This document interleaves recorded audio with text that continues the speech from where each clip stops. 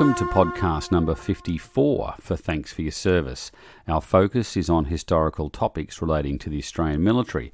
You can find us on Facebook, Twitter and YouTube. Just search for Thanks for Your Service. Our website is www.thanksforyourservice.net and you can email us at info@thanksforyourservice.net. The Royal Australian Navy has had 5 ships named HMAS Sydney.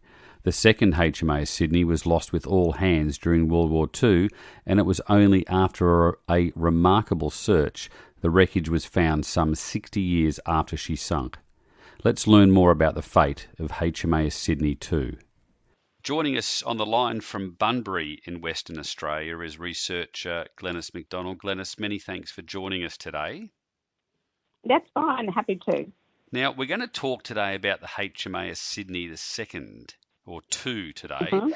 Can you tell us about the original HMAS Sydney?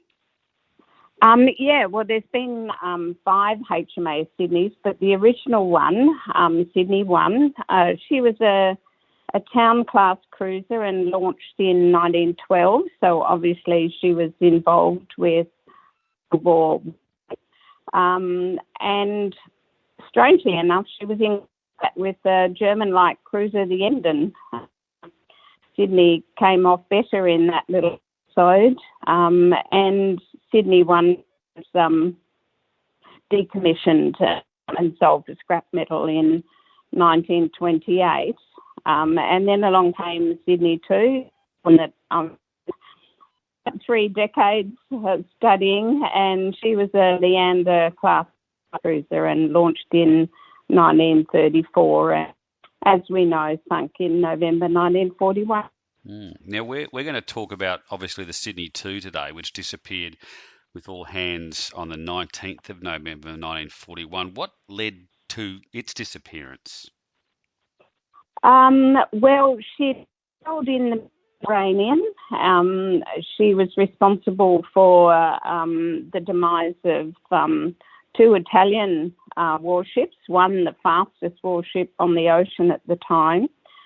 So when she came back to Australia in 1940, she came back to a hero's welcome and a ticker tape parade through the streets of Sydney, and all the crew were presented with medallions by the town of Sydney. And then she headed over to Western Australia under a new captain, Captain Burnett, just to do, nothing's routine in wartime, I suppose, but convoy escort duties up to the Sunda Strait. And she was coming back on one of those after taking the Zealandia up to Sunda Strait. And in the late afternoon of the 19th of November, she sighted a merchant ship and proceeded to investigate. And unfortunately, that merchant ship was the disguised raider Cormoran. And there was a cat and mouse game by Cormoran's captain Detmers to lure Sydney as close as possible with the advantage of the setting sun. But obviously Sydney was going in believing that she may have bailed up a supply ship, an enemy supply ship, and she was preparing to board when they opened fire simultaneously, virtually at point blank range. And it was the most horrendous close range battle that you could imagine when you've got 2 ships, with one with 6-inch guns, one with 5.9-inch guns, and all the other armaments that they carry. And as a result, both ships were lost. Cormoran was scuttled, and about 318 crews embarked in 7 craft and were picked up over the next 8 days, ending the war in prisoner of war camps. Sydney was last seen heading southeast, heavily on fire, disappeared over the horizon about midnight, and 645 men virtually disappeared without trace. So it was a very a hard thing for the families to comprehend. It was very hard for Australians to comprehend how the pride of our fleet should disappear with no survivors, and yet there were 318 survivors from a crew of 400 on the Germans. So it was a wound on the heart of the nation, really, that lasted all those years until we found it. And for over 60 years, her whereabouts remained a mystery. What led to its discovery in 2008? Well, a lot of work by a lot of people. Obviously, I always believe once Sydney enters your bloodstream, you can never turn your back on it, no matter how tough the going gets. But in 2001, the Finding Sydney Foundation was formed, and it was the latest group to try to raise the funds to mount a search. And it costs about $100,000 a day at sea, so $5 million were needed for a reasonable search window. And then in 2004, the Finding Sydney Foundation entered into a memorandum of understanding with the famous shipwreck hunter David Mearns to lead the search at sea should they raise enough money and get going. And then in 2006, fresh from my involvement in the Geraldton Memorial Project and the successful discovery of the sailors' remains on Christmas Island, they invited me to become a director. And soon after, there'd been a few directors that had come and gone over the years from 2001, and some of them had burnt out with the frustration of trying to succeed in the task. So when I joined, or shortly after, there was only 5 of us. We were just 5 ordinary Australians who persevered to raise the funds. Eventually, we were successful, as sometimes happens.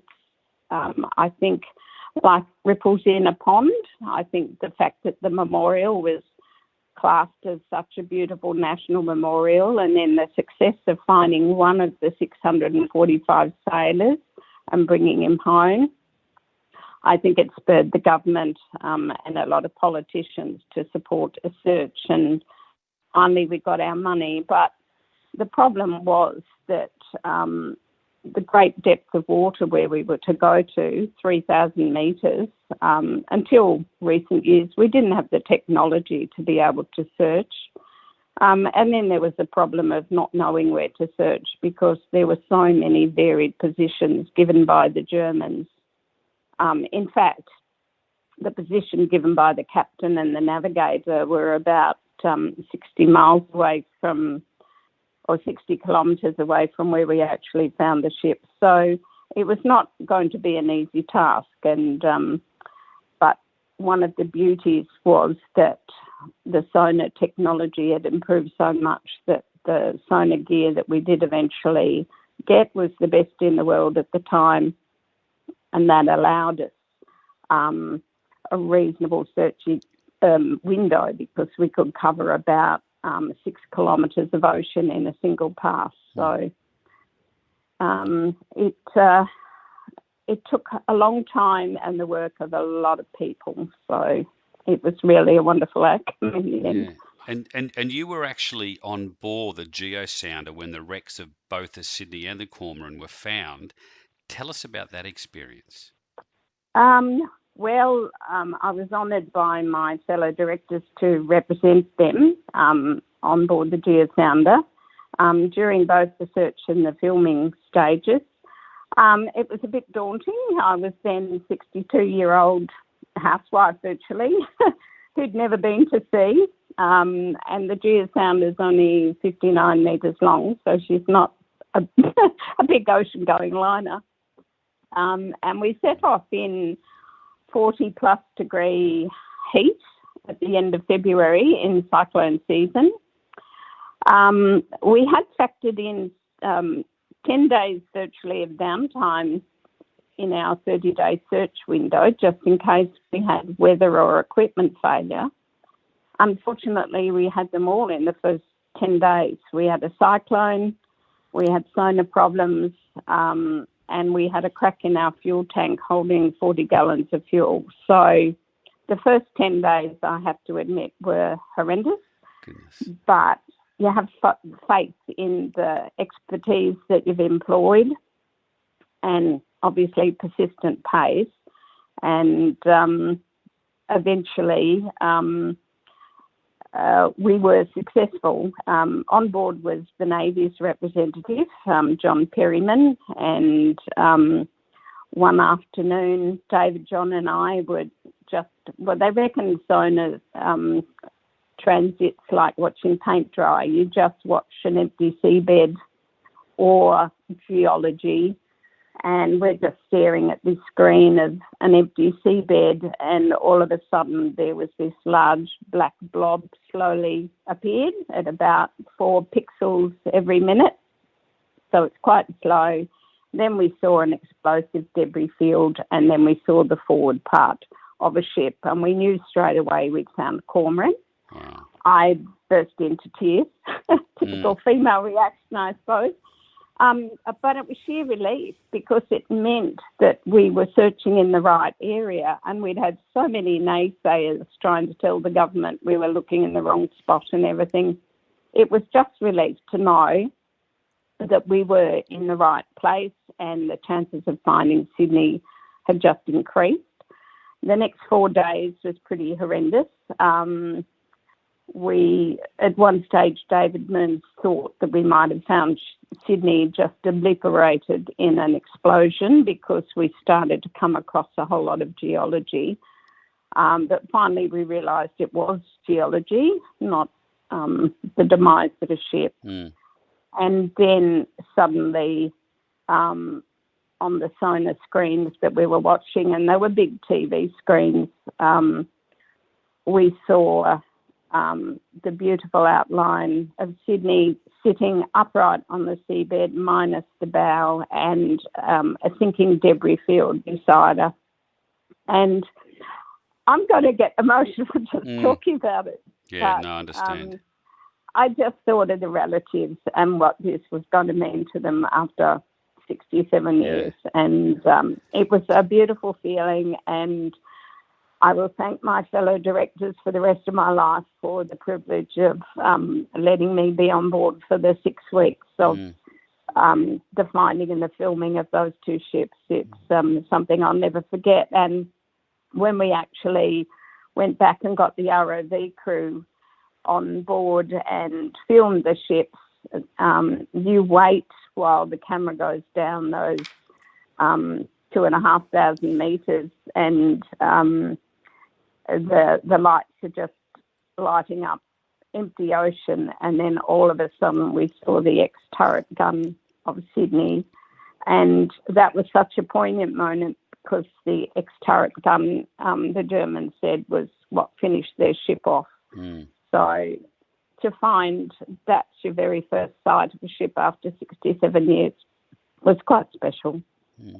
Has anything ever been recovered from the ocean floor from the remnants of the Sydney? No. We had a no-touch policy. We did bump into the ship once with the ROV as we were coming around in the dark, but it was a definite no-touch policy. We were looking for Sydney's life buoy, and I think we would have contacted the authorities to see if we had been allowed to retrieve it, but we didn't find it. So it was, it's virtually where 645 men lost their lives. So there definitely was a no-touch policy. There was never going to be any skeletons or anything found because 67 years and the microscopic organisms and things that are in the ocean at that depth meant that there was no trace of the men, apart from, a toothbrush or shoes or boots still laced up. So there certainly was that, and probably seeing the damage to that ship and those things lying on the seafloor was probably the most emotional thing that I've been through. So. I remember as a young boy, this is going back to the Australian War Memorial in the 1970s when it still had the green lino floor, of seeing the Carly float. That was an assumption made that came off the Sydney. Do you know much about that at all? Yes, yeah. When the we didn't go searching for nearly 6 days, but the search vessels picked up 5 of the German lifeboats and some German debris, but they also picked up a life belt from Sydney and that Carly float, which is in the War Memorial. It was virtually a little ahead of the debris field, so I personally believe that Carly float and the one that contained the sailor on Christmas Island were blown overboard during the battle. Not the sinking of Sydney several hours later. But yes, that Carly float is quite poignant, and it's on display in the memorial.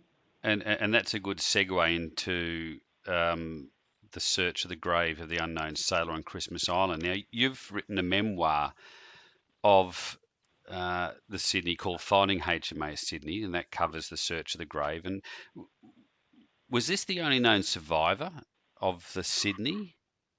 Yes, he was. He was the only body from the 645 men of Sydney. He was found floating off Christmas Island 11 weeks after the battle, and he was buried with honours in the old European cemetery in February 1942. But unfortunately, Christmas Island was invaded by the Japanese shortly after, and all records of the grave were lost. And until 1999, the Navy did not believe that the sailor came from Sydney. So it was all us researchers who firmly believed that he was a sailor from Sydney that eventually at a parliamentary inquiry convinced the Navy with our evidence that he was a sailor. I'd obviously over those decades had been doing all the work I possibly could, and I found some information about him that wasn't anywhere else, and I also did a lot of work with the people on Christmas Island who had been there at the burial. Then I got a phone call from a gentleman about another matter, and he mentioned that he'd been on Christmas Island from 1950 to 52. So obviously the obvious question was, do you know where the grave is? And he said, oh yeah, I was shown it, I took a photo. And the next question was, do you still have the photo? And he did.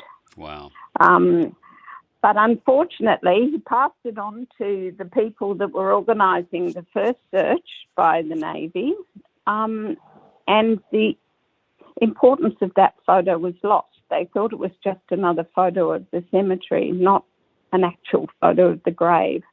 And they searched elsewhere and couldn't find him.